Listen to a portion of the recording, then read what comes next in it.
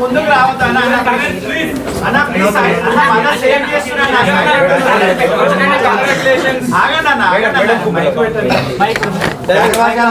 అందరూ ఓకేనా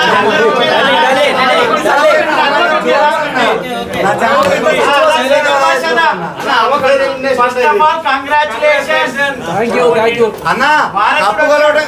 వచ్చాడు మీరు ఏ నేషన్ అన్న మీరు ఏ నేషన్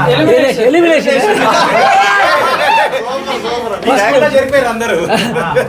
శేఖర్ భాష అన్న మీరు ఎలిమినేట్ అవ్వడం పెద్ద ప్రాబ్లం కాదు కానీ మీరు పీపుల్ మ్యాన్ గా అయితే మా అందరి హృదయాలు అయితే గెలుచుకున్నారన్న సో నేను అడిగే ఫస్ట్ క్వశ్చన్ అయ్యో మీరు అదే చూసారు ఇది మీ దేశము నా దేశము మన ఇద్దరు దేశము మీ నేషన్ నా నేషన్ నా మీ నేషన్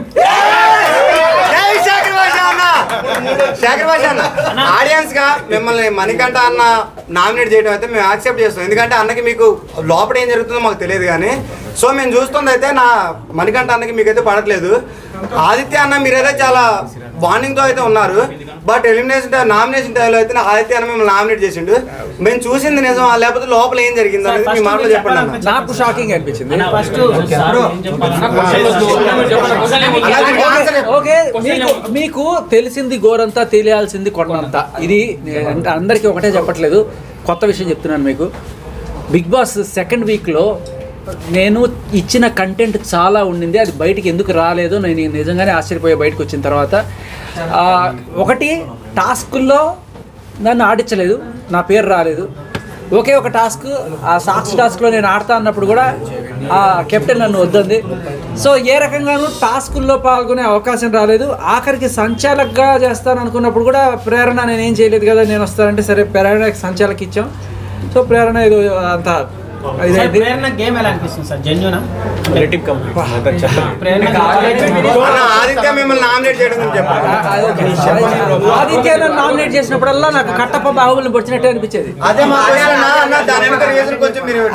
కాదు ఇప్పుడు ఆయన నామినేట్ చేసినా కూడా నేను ఎప్పుడు కూడా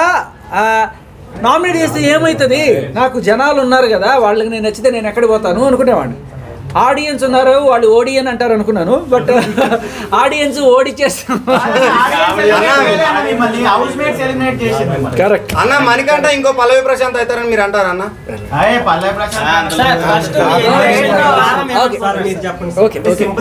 సో నేను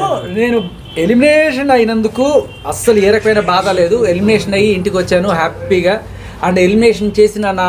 హౌస్ మేట్స్ని కూడా నేను తప్పు పట్టను వాళ్ళందరూ కూడా ప్రేమతోనే నేను నా బిడ్డను చూడాలనే కోరికతోటి వాళ్ళు ఎలిమినేషన్ చేశారు బయటికి ఏ రీజన్స్ అయినా చెప్పుండొచ్చు కానీ నాకు నచ్చని విషయం ఏంటంటే ఈ వారం రోజుల్లో నాకు అవకాశాలు తక్కువ రావడం మరి అది కావాలనా లేకపోతే దురదృష్టవశాత్త అనేది అది పక్కన పెడితే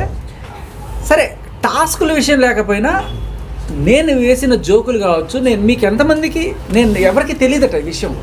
ఈ దొంగతనాలు చేస్తున్నారు కదా అది ఇక్కడ తీసుకొచ్చి ఇది ఇక్కడ చూసి ఎంతమంది చూసుంటారు